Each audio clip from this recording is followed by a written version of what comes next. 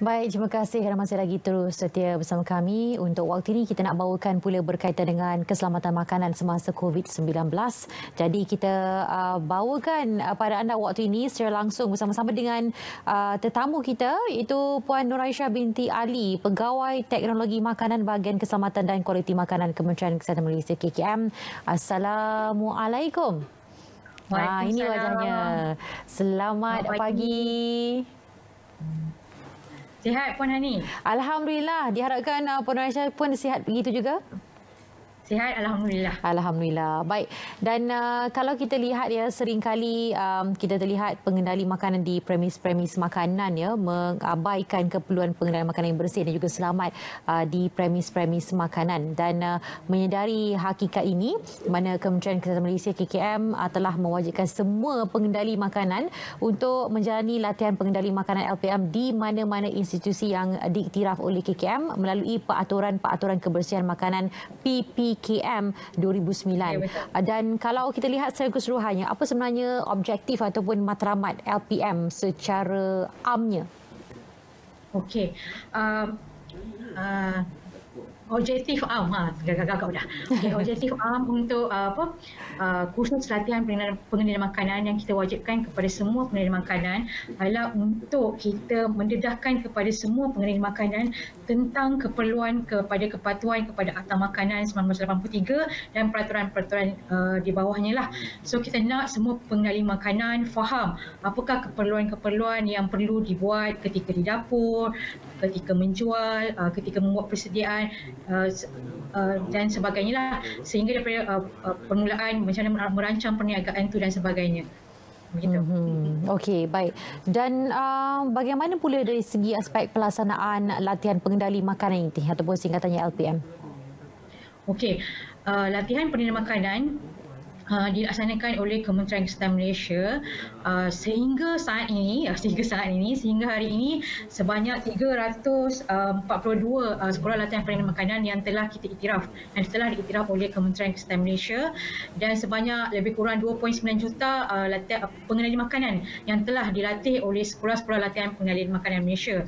So konsep sekolah latihan pengendali makanan Malaysia ini, pengendali makanan adalah KKM memantau sekolah yang diiktiraf, yang layak untuk diiktiraf untuk mengendalikan latihan. Yang keduanya, kita kawal, KKM pantau tenaga pengajar yang layak untuk mengajar di sekolah-sekolah latihan pengendali makanan. Dan yang ketiganya, kita pantau dari segi modul yang perlu diajar di sekolah-sekolah latihan pengendali makanan. Okey, dan menerusi visual sekarang kita ada beli bahan makanan secara selamat. Kalau kita boleh kongsikan sedikit inputnya berkaitan dengan beli makanan secara selamat ni, bagaimana agaknya? Putus.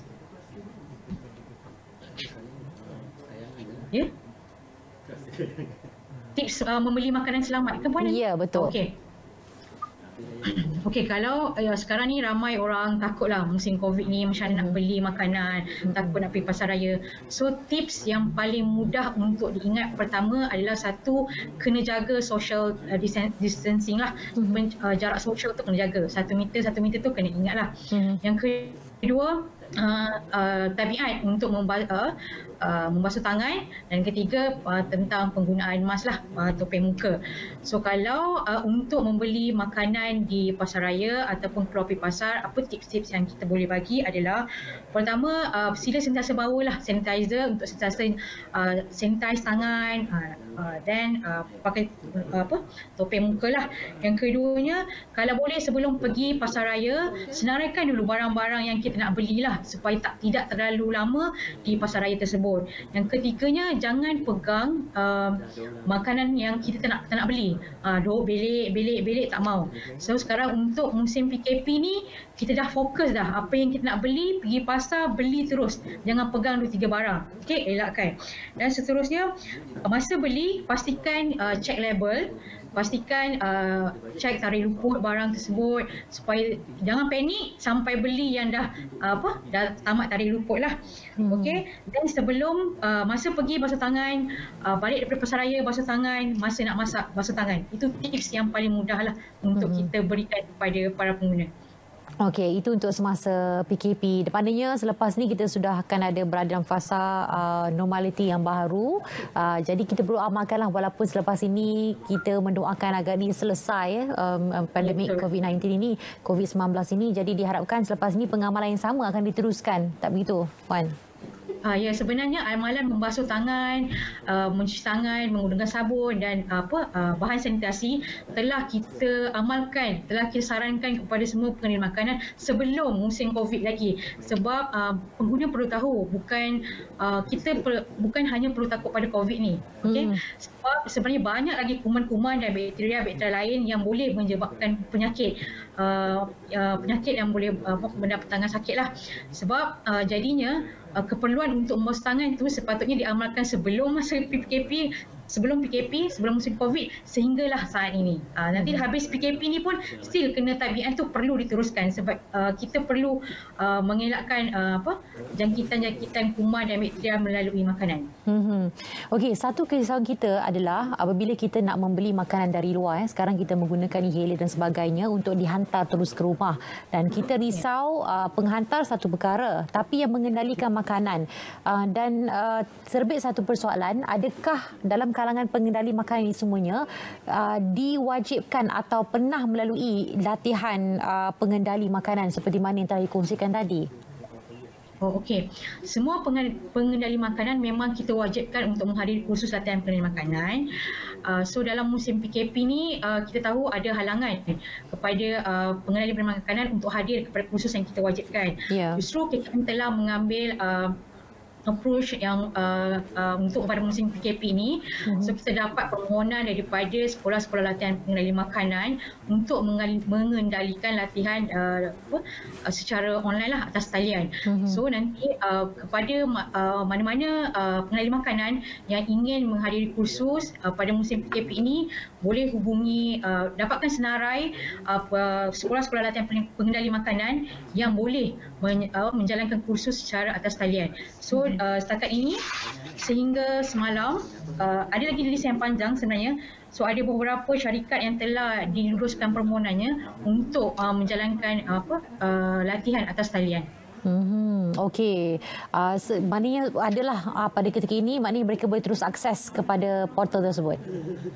Ya. So kalau saya boleh sebut kat sini, antara yang telah diluluskan permohonannya adalah CNG Food Management, EQ Quality Training, Global Business Excellence dan QL Mexica.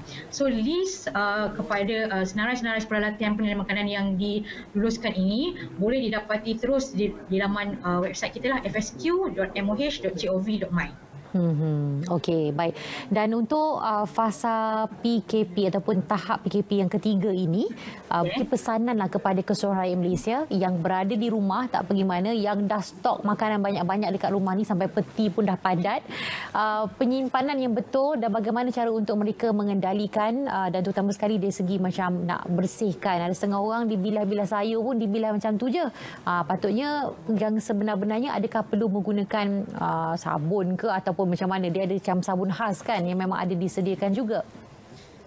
Okey, saya bagikan tanggungjawab tentang keselamatan makanan ni kepada tiga tanggungjawab lah. Satu kepada pengendali makanan, satu kepada penghantar makanan, abang-abang rider kita, dan ketiganya kepada pengguna ataupun pembeli makanan itu sendirilah. Okey, so saya fokus dulu kepada peniaga.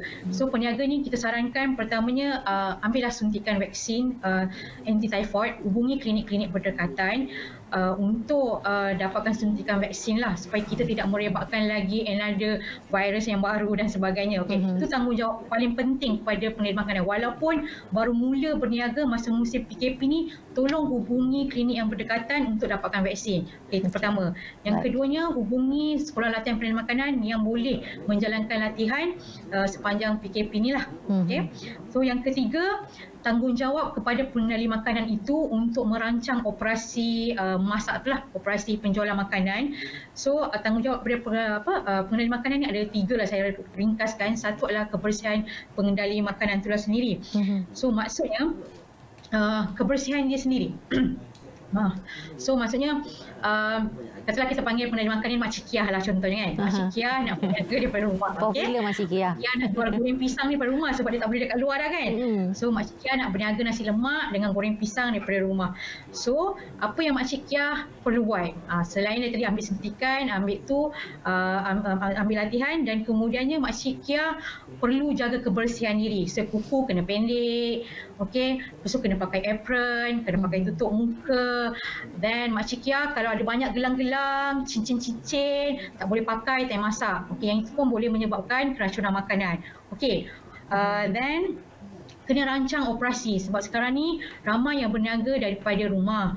So kita kena tahu kapasiti peti ais dekat rumah kita. Okey. So katalah selama ni Makcik Kiah ada peti ais cuma saiznya boleh muat 3 ekor ayam sahaja. So Makcik Kiah tak boleh ambil order yang sampai kena memerlukan 10 ekor ayam.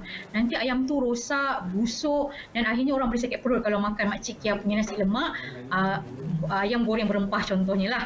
Okey. So Makcik Kiah saya rasa boleh faham kot. So saya ringkaskan balik, Makcik Kiah perlu buat, satu kena ambil suntikan, yang kedua pergi latihan, yang ketiga jaga kebersihan diri dan yang keempat kena rancang operasi itulah. So pilih kemampuan diri dan kemampuan peralatan dan kemampuan Makcik Kiah. Kalau Makcik Kiah rasa memang kita faham semua orang tengah mencari rezeki di musim PKP ini. Tapi kesihatan ini perlu dijagalah. Itu yang paling utama. Itu part part jaga. So untuk abang-abang rider kita, so abang-abang rider sekarang sangat banyak selain GrabFood, Foodpanda dan sebagainya. Dan mereka ini juga perlu diberi tanggungjawab tentang keselamatan makanan ni. So katalah abang rider ni kita bagi nama, let's say Abang Remy lah, boleh? Okey, boleh. Abang Remy Abang Remy, apa yang Abang Remy kena buat sebagai abang rider? Pertama saya ringkaskan, dia punya kebersihan diri pun perlu dijaga. Kita tak nak Abang Remy serabut-serabut, tak pergi gunting rambut dah serabut. Tak nak. Kita nak kuku pendek. Masa deliver makanan tu, hantar makanan pun kena pakai topeng muka dan sentiasa bawa hand sanitizer. Itu kebersihan diri. Yang keduanya, kita nak Abang Remy hantar makanan tu awal. Jangan dok pergi dok hai kawan-kawan dia lagi. Hai, aku nak pergi hantar kat rumah Makcik Kiah, aku nak hantar kat rumah Makcik Jemaah, tak payah. Straight je daripada tempat ambil makanan tu ke tempat pengguna tu terus hantar. Okey, sebab bila terlalu lama takut makanan tu rosak. Okey, dan seterusnya kita sarankan kepada Abang Remy, abang rider ni, kita nak dia sediakan beg thermal lah. Kalau perasan Foodpanda, GrabFood ada beg thermal masing-masing lah. Tapi ramai pula cakap, Puan, kami tak ada beg thermal tu, so nak buat apa? Kita sarankan supaya pakai bekas yang bersih dan bekas itu sentiasa dibersihkan juga sebelum operasi dan selepas. Macam itulah. Dan masa Abang Remy hantar tu, tak payahlah ngurat anak Cik Kiah tu kan. So hantar, terus jaga jarak tu 1 meter. Jaga jarak tu. Itu untuk Abang Remy lah. Dan terusnya kepada pengguna. Kita bagi tanggungjawab dia, pertama sekali adalah kena kenal pasti dia order makanan daripada mana. Baik. Sebab kalau dia main order je, dia tak tahu daripada mana, susahlah. Kalau dia sakit perut, dia tak tahu dekat kami. Puan sakit perut. Kita cakap, pergi kat mana? Tak tahulah, jumpa kat Facebook, nama gini-gini, tak tahu. So kena, bila order tu tanya dulu.